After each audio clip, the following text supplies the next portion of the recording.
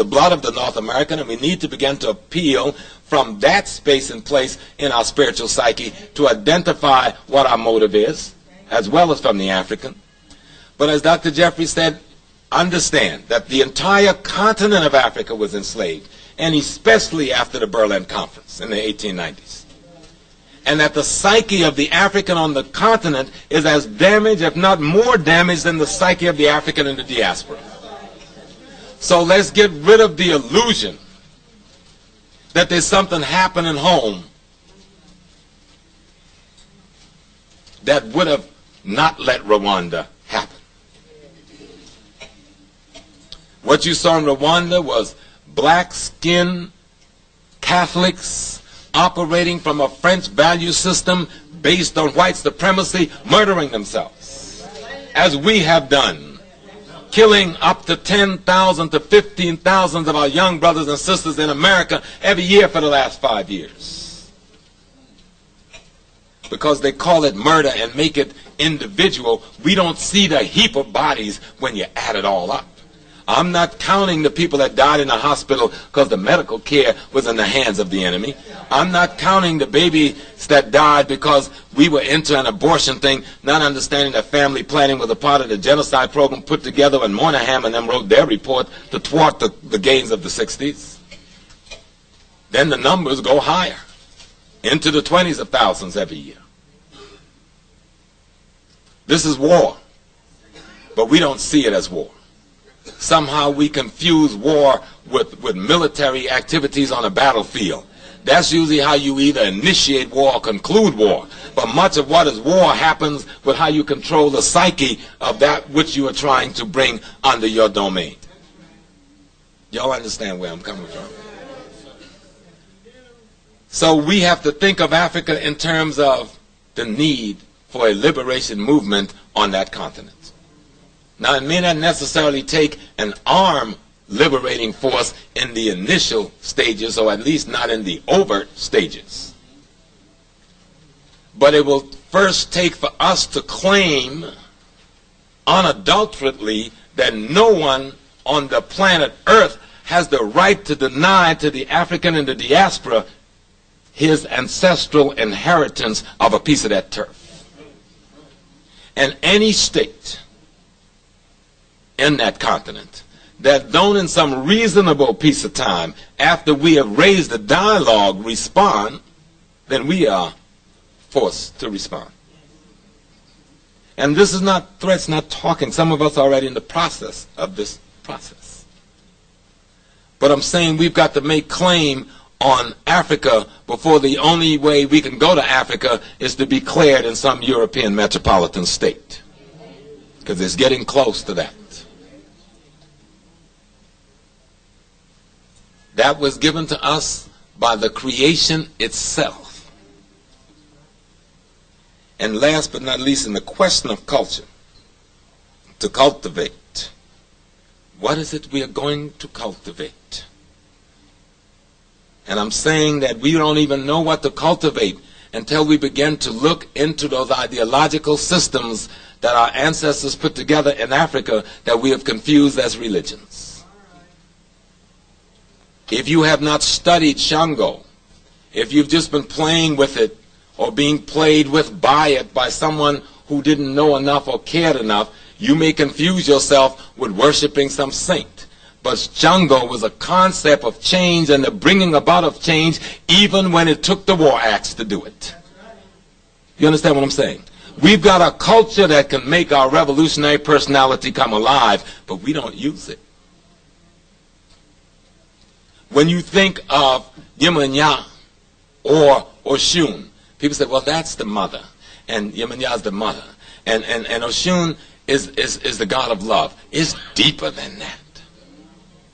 It's deeper than that. It is the notion of motherhood and the power and authority over family and over community that is in the hands of the female who form the first layer of consciousness which dictates to the rest of our behavior for the rest of our life that they're talking about. That if we get into the culture, we're going to find out something else. But you can't let the white homosexual community who are coming out of Brazil and other places saying, I'm a priest of Oshun, teach you as some of our people are doing. They're saying there's no color, and there is color. I didn't make me this way. I'm not blind. You know? But the point I'm making, as Dr. Jeffries have taught us, and he's a heck of a political scientist, and I got to speak on Dr. J because he's been painted, even to many of us in the struggle, we have missed this brother. I'm telling y'all. If the white man hadn't started beating up on him, y'all would have never paid attention to him. He'd been out there a long time. And out there in the street, Lenny was never an ivory tower chump, spouting off no words.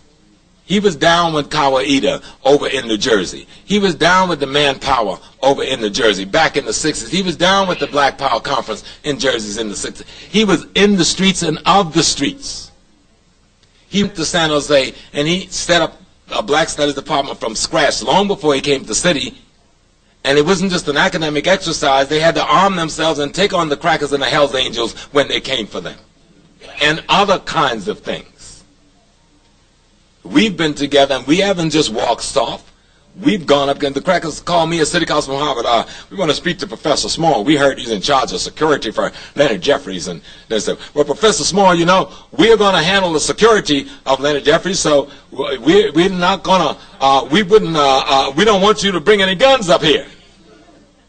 So that's your problem, what you want. But nobody's going to handle the security of Leonard Jeffries but us.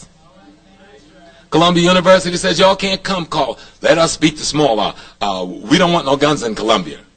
So we said, fine. We won't bring no guns in Columbia. We'll simply bring black policemen who are part of our Sons of Africa who happen to have guns with your permission to be the security that night at Columbia. The only point I'm making, like, this is a bad dude. Dr. J is a bad dude. We held City College for 25 years against those crackers. Even if we get beat up a little bit now, 25 years was a long run to be able to process black engineers and black nurses with some kind of consciousness. No, we didn't get them all to see the light. And the few we got to see may have only saw a crack of the light. But we got some thousands through. Hopefully, and we have seen many good signs of them all over this country, they will stand for the revolution. Hopefully, the consciousness we try to inflict in them will make them useful. Chuck, well, you remember in the 60s we had the list, revolutionary skills to learn. We never abandoned that list.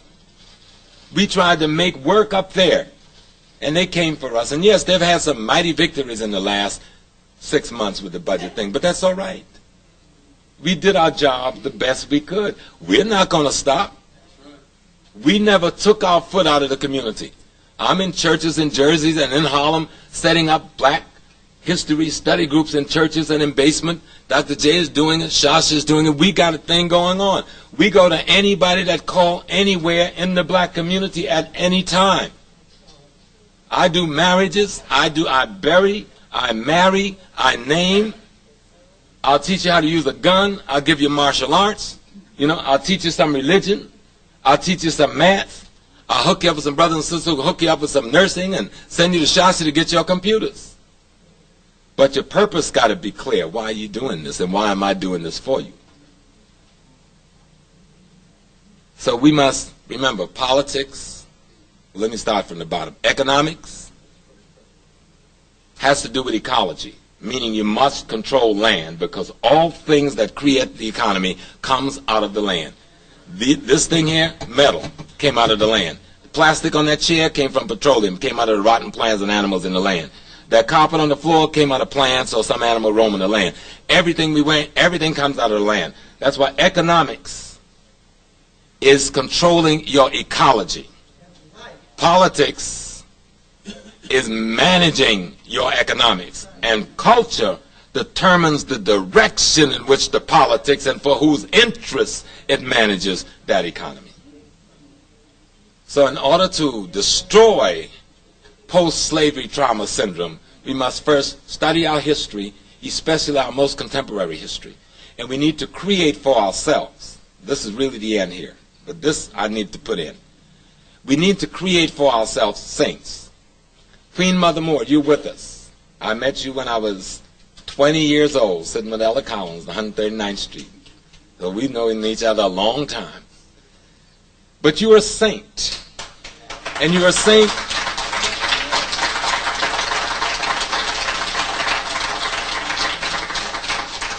You're a saint because of your behavior and your activities and your consistency.